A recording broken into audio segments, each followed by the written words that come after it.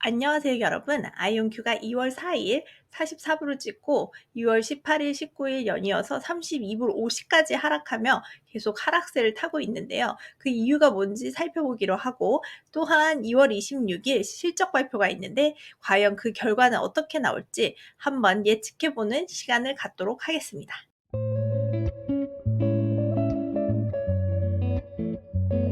먼저 18일 날 주가 폭락의 주요 원인 중 하나는 중국 스타트업 오리진 퀀텀에서 공개한 신형 양자 컴퓨터 오리진 우콩의 성과로 인한 것으로 알려졌습니다.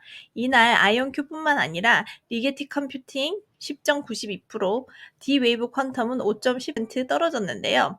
우콩의 개발사인 오리진 퀀텀은 2017년에 설립된 양자 컴퓨팅 기업으로 중국 최초의 양자칩 생산 라인, 중국 최초의 양자 컴퓨터 운영 체제, 중국 최초의 양자 컴퓨팅 측정 및 제어 시스템을 개발했습니다. 양자 컴퓨팅 관련 특허 출원수가 전 세계 6위, 중국 내 1위를 기록하고 있는데요. 중국 고전 소설 서유기 손오공에서 이름을 따온 오리진 우콩, 손오공? 우콩? 똑같네요. 중국 독자적인 기술로 만들어진 72큐비트 규모의 초전도 양자 컴퓨터입니다. 아이온큐에서 올해 출시할 예정인 64개 큐비트 양자 컴퓨터보다 규모가 크다고 인식이 되고 있는데요.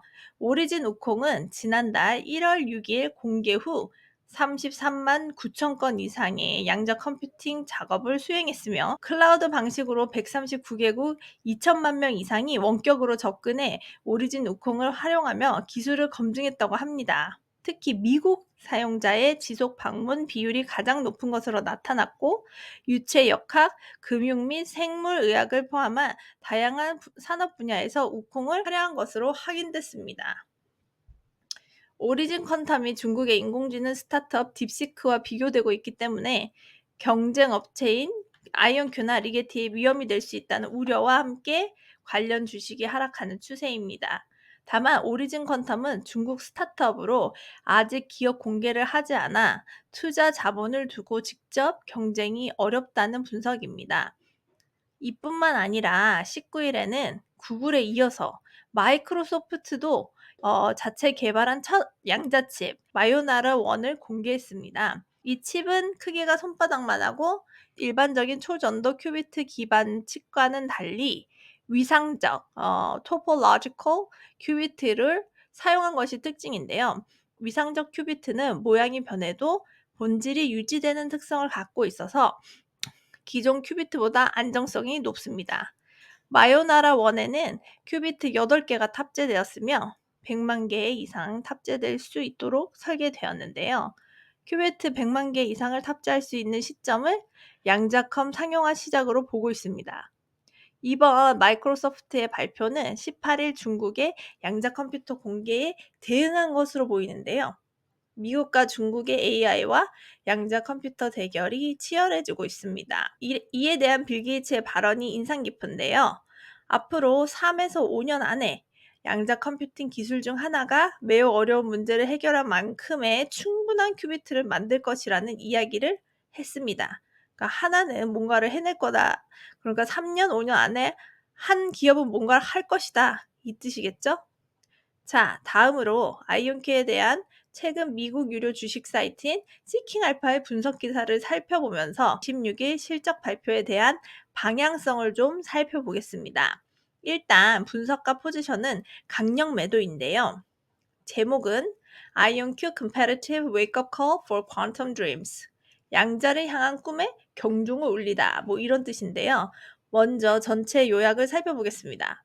아이온큐의 80억 달러 밸류에이션은 최소한의 수익과 큰 손실을 감안할 때 매우 의심스럽고 구글과 인텔 같은 기술 대기업들과의 치열한 경쟁을 하고 있습니다.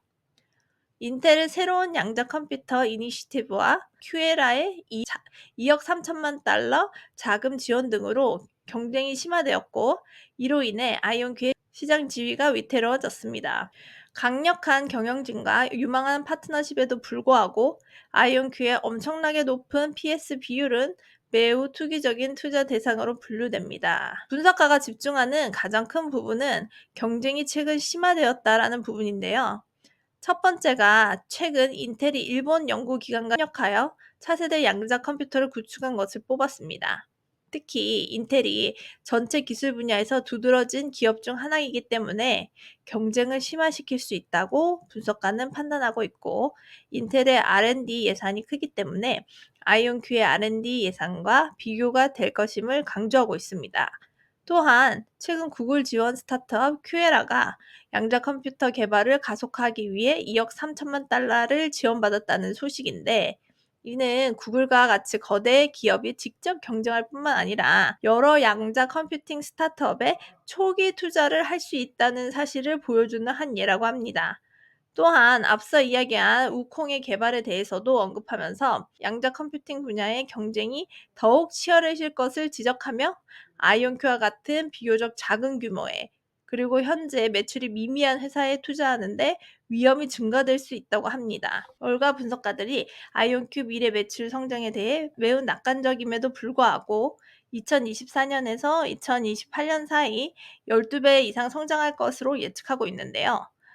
그럼에도 불구하고 EPS는 2029년이나 되어서 플러스가 될 것으로 예상됩니다. 나쁜 점만 이야기했는데 아이온큐 투자에 긍정적인 면도 있습니다. 예를 들어 구글과 IBM과 같은 거대 기업과 경쟁할 가능성은 극히 낮다고 하는데요. 왜냐하면 아이온큐가 세계에서 가장 큰 기술 회사에서 경험을 쌓은 강력한 전문가 팀으로 경영진이 구성되어 있다는 점입니다.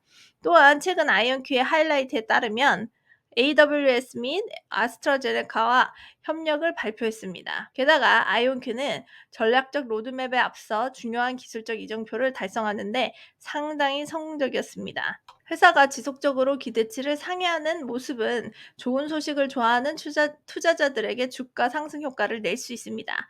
하지만 약속을 지키지 못하면 대량 매도로 이어질 가능성 또한 매우 높기 때문에 그 반대의 경우도 생각을 해야 됩니다. 그럼에도 불구하고 아이온큐의 80억 달러 밸류에이션과 200을 넘는 PS 비율 때문에 분석가는 강력 매도를 추천한다고 합니다. 화면을 보시면 이번 분기 예상치인데요. 일부 분석에 따르면 이번 분기 EPS는 마이너스 0.25달러로 전분기 대비 13% 감소할 것으로 보이며, 예상 매출은 0.11억 달러로 전분기 대비 13.5% 감소할 것으로 예상되고 있습니다. 최근 여러 발표들로 인해서 양자 컴퓨팅 산업 분야의 경쟁이 심화되고 있음을 알리게 된 데다가 이번 실적 발표에서도 감소된 결과가 나올 것으로 예측이 되어 별다른 호재나 특별한 발표가 있지 않은 이상 아마도 실적 발표 후 주가는 떨어질 가능성이 높지 않나 싶습니다. 또한 최근 월마트의 실적 부진 전망이 발표되면서 전체적으로 소비에 대한 신뢰도가 흔들리는 모습이 이어지고 있어서, 미국 같은 경우에는 경기에 있어서 가장 중요한 역할을 하는 것이 바로 소비라고 볼 수 있거든요. 가장 중요한 역할을 담당하는 소비, 그리고 월마트의 판매 실적 전망은 이 소비가 경주할 것이냐 또는 부진할 것이냐를 보여주는 가장 중요한 지표라고 볼 수 있습니다.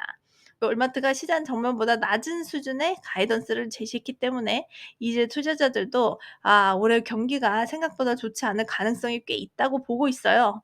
그래서 전반적으로 주가가 하락하는 방향으로 어느 정도 가지 않겠나 하는 생각들이 이어지고 있습니다. 여러분은 어떻게 생각하시나요? 아이온큐 실적이 어떨지 댓글 남겨주세요. 즐거운 한 주 시작하시고요. 시청하여 주셔서 감사합니다.